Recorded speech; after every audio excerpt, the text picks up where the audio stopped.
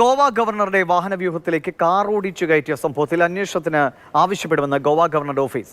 CPM Kozhikode ജില്ലാ സെക്രട്ടറിയുടെ മകൻ ജൂലിയസ് നിക്കത്താസിനെ പോലീസ് പിഴ ഈടാക്കി വിട്ടയക്കുകയാണ് ഉണ്ടായത്. മുഹമ്മദ് ഷഹീദ് വിവരങ്ങൾ നൽകും. ഷഹീദ്, വളരെ സുരക്ഷ ആവശ്യപ്പെടുന്ന അല്ലെങ്കിൽ ആവശ്യമുള്ള സ്ഥാനത്തിരിക്കുന്ന ആളാണ്. അങ്ങനെയുള്ള ഒരാളുടെ വാഹനവ്യൂഹത്തിലേക്ക് ഒരു വാഹനം ഇടിച്ചു കയറ്റിയാൽ കർശന നടപടികൾ ആവശ്യമല്ലേ? അങ്ങനെ 1000 രൂപ മറ്റോ പിഴ ചുമത്തി വിടേണ്ടതാണോ ഇത്? അറിയില്ല. എന്താണ് ഗോവ ഗവർണറുടെ ഓഫീസ് ആവശ്യപ്പെടുന്നത്?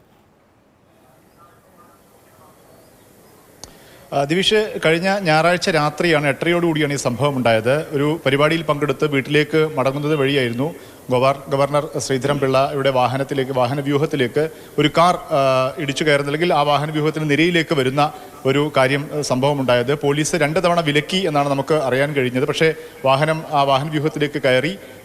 അതേ തുടർന്ന് പോലീസുമായി ഒരു വാക്കുതർക്കമുണ്ടായി. ഇതേ തുടർന്നാണ് ഈ വാഹനം ഓടിച്ചയാളെ പരിശോധിച്ചപ്പോൾ കോഴിക്കോട് CPM ജില്ലാ സെക്രട്ടറി P. മോഹനന്റെ മകൻ ജൂലിയസ് നികിദാസ് ആണ് വാഹനം ഓടിച്ചതെന്ന് വ്യക്തമായിട്ടുണ്ട്. ജൂലിയസ് നികിദാസിന്റെ പേരിൽ KL 69A 6457 എന്നുള്ള വാഹനത്തിന് 1000 രൂപ പിഴ ചുമത്തിയതായുള്ള ഒരു പരിവാഹൻ വെബ്സൈറ്റിൽ നിന്നുള്ള വിവരങ്ങളും പുറത്തു വന്നിട്ടുണ്ട്. അതായത് 1000 രൂപ പിഴ ചുമത്തി വിട്ടയക്കുകയാണ് അന്ന് ചെയ്തിരിക്കുന്നത്. ഈ Z കാറ്റഗറി സുരക്ഷയിലുള്ള പദവിയിലുള്ള ആളാണ് ഗവർണർ. ഒരു ഇൻസ്പെക്ടർ റാങ്കിലുള്ള ഒരു ഉദ്യോഗസ്ഥന്റെ അകമ്പടി വാഹനം, മറ്റൊന്ന് പൈലറ്റ് വാഹനം, പിന്നീട് മറ്റൊരു അകമ്പടി വാഹനം ഉൾപ്പെടെ ആംബുലൻസ്, ഫയർഫോഴ്സ് ഉൾപ്പെടെ വലിയൊരു വാഹന നിര അദ്ദേഹത്തിന്റെ സുരക്ഷയ്ക്കായി ഒരുക്കിയിട്ടുണ്ട്. ഇതിനിടയിലേക്കാണ് ഈ വാഹനം ജൂലിയസ് നികിദാസിന്റെ വാഹനം കയറിയത്. ആക്ഷേപം ഈ വിഷയത്തിൽ കേസെടുക്കാൻ പറയുന്നത്. എന്നിട്ടും അങ്ങനെ ഒരു പ്രവൃത്തി ചെയ്യുന്നത് വെറും 1000 രൂപ പിഴയിൽ അവസാനിപ്പിക്കേണ്ടതാണോ? പോലീസ് കുറച്ചുകൂടി കർശനമായ നടപടികൾ എടുക്കേണ്ട ഒരു കേസല്ലേ അത്? ദിവിഷ്, ഇതാണ് ഇപ്പോൾ ഗോവ ഗവർണറുടെ ഓഫീസ് ഗൗരവത്തിൽ എടുക്കുന്നു.